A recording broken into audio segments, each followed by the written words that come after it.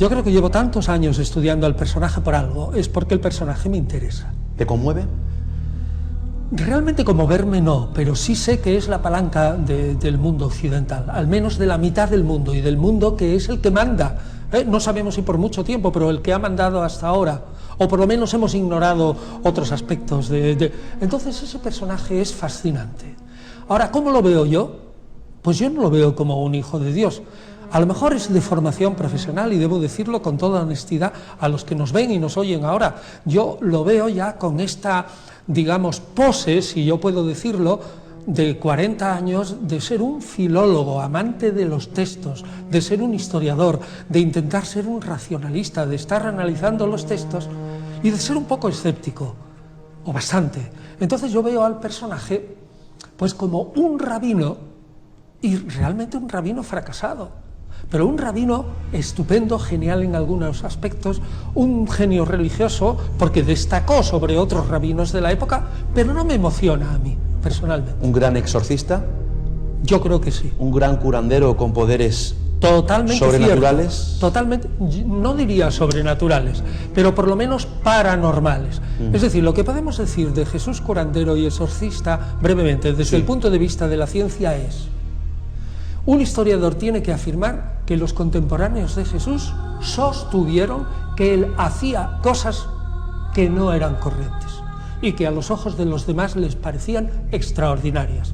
Jesús anunció repetidas veces que la llegada del reino de Dios era inminente. Me pregunto por qué Jesús anuncia algo que luego no sucede. ¿Estaba mal informado? ¿Hubo en las altas instancias un cambio de planes posterior? ¿Engañaba sabiendo que lo hacía o se creía sus propias fabulaciones? Por algo remotamente parecido a eso se exigiría la dimisión de un dirigente político en nuestros días.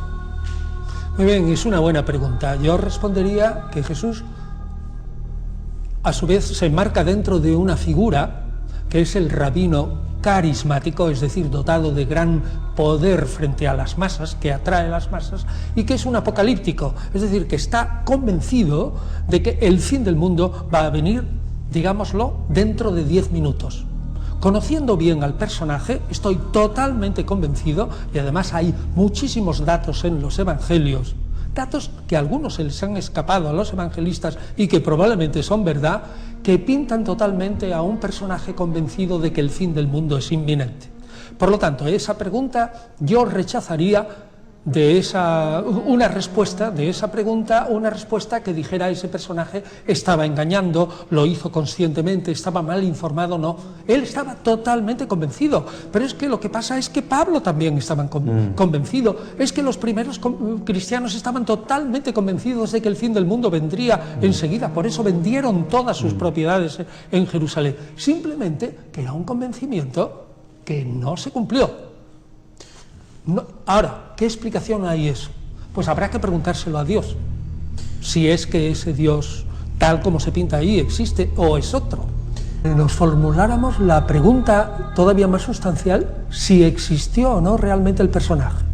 Y yo quiero decirles a nuestros oyentes que estoy totalmente convencido, junto con el 99,9% de la investigación actual, ya sea independiente o no independiente, de confesiones, de que el personaje sí existió.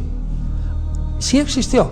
Y además que es infinitamente difícil explicar el cristianismo si pensáramos que el personaje es un puro mito literario. Eso me queda claro. Pero lo que también me queda claro es que una cosa es que exista un personaje histórico, sobre todo desde hace 20 siglos, que no escribió nada, y otra cosa es cómo se transmitió, cómo lo interpretaron, cómo lo vieron sus sucesores. Así que una cosa es la existencia y otra la interpretación. ¿Fue un personaje importante? Decididamente no.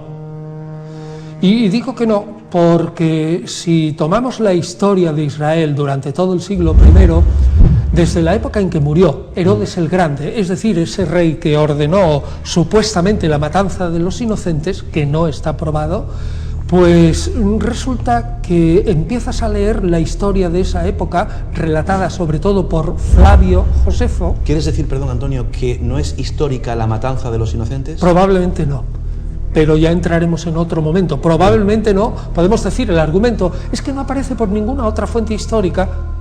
Ningún otro personaje de la época lo cuenta. Y segundo, conocemos el personaje muy bien, y aunque era tan bruto, como mucha gente dice, que yo también lo creo, sin embargo no iba a levantar el pueblo en contra de sí haciendo una acción desaforada.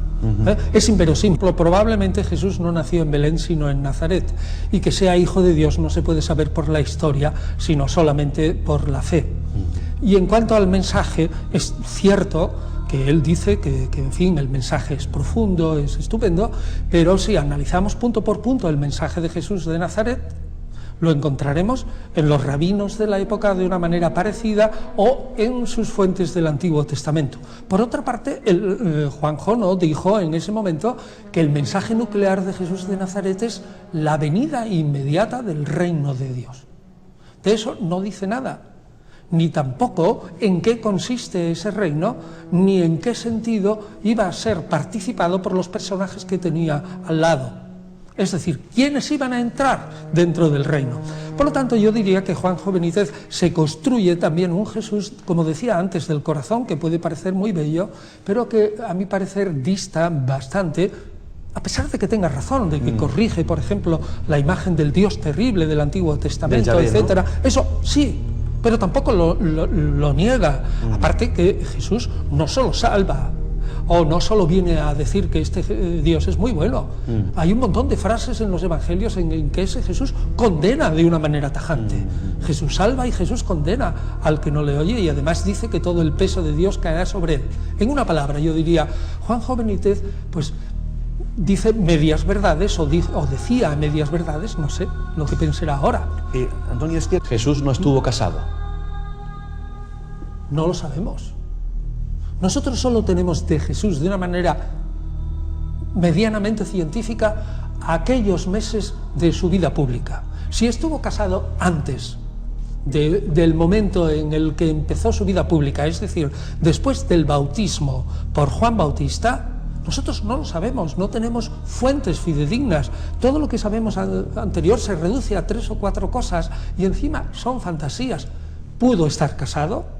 Bien, pero si tú me dices cuál es el núcleo, es lo que dije antes. La síntesis. La síntesis es: Jerusalén es la tierra de Yahvé, un Yahvé tal como yo lo predico.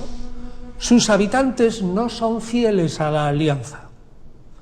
El día de Yahvé, es decir, el día en que Yahvé instaure su reino, está muy cerca. Convertíos. El que no se convierta, el que no atienda a mi mensaje, no entrará en el reino y por tanto no se salvará. Será condenado a un fuego eterno. Ese es el núcleo de Jesús. Preparar a la gente para que a su vez ellos estén dispuestos a autoprepararse e ir lo más abiertos de corazón posible a entrar en el reino de Dios. ¿Cuántas veces hemos escuchado en numerosos sitios que la Iglesia ha manipulado, ocultado, silenciado, descafeinado el mensaje de Jesús? Lo hemos oído muchas veces.